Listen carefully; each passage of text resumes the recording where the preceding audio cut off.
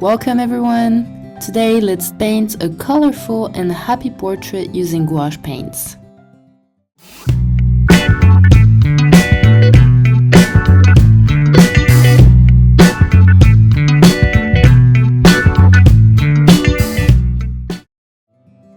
So I started by doing a little sketch in my everyday sketchbook. It helps a lot warming up before doing the real thing. I then drew on my watercolor paper, making sure not to damage it by pressing gently with my pencil. Then I erased most of it. I do that because gouache can be transparent and I don't want the lines to show through the final piece, but I still want a guideline of where to put the colors. So once I was happy with how the drawing looked, I applied a very light wash of colors, making sure not to use neither white nor black paint. As long as you don't mix any white to your colors, gouache paint basically acts like watercolor and is very transparent. The art supplies I used are Winsor&Newton gouache paint.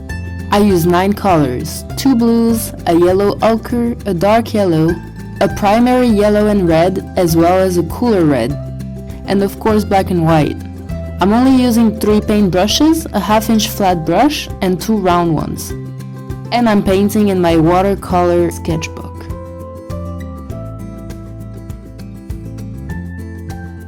As you can see, I'm now layering color washes to build the intensity and the darkness I need. When I'm using gouache paints, I need to be careful not to put a thinner layer of paint on top of a thicker layer of paint. So I start with a very wet texture and build the thickness of the paint layer after layer. I start incorporating white little by little. Once you mix whites into your paint, it will be hard getting a very dark layer on top. So I try to be mindful of where my dark areas are and not to cover it with white. My process is not very straight to the point. I like going back and forth, adding a bunch of layers until I'm happy with it.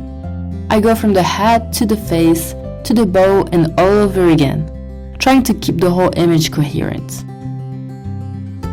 I like making certain areas more detailed and others more abstract. To me, it's a tool to bring the viewer's focus to where you want. It helps make the image less loaded with information.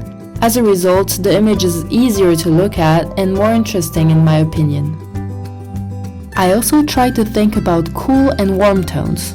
In this piece, the sunlight going through the blue hat adds a cold blue shadow to some areas of the face, whereas the skin that is touched directly by sunlight is warm-toned. Playing with cool and warm tones helps the image look more three-dimensional. Another thing you can think about is color theory and how the colors play with one another. For example, orange and blue are opposite on the color wheel, which means they are complementary colors. When used together, they create a strong visual contrast, which catches the eye. But the most important is to enjoy the process of painting, not taking it too seriously and having fun. Especially when you're just doing a painting study like this one. And on that note, I'll let you enjoy the process with a nice music.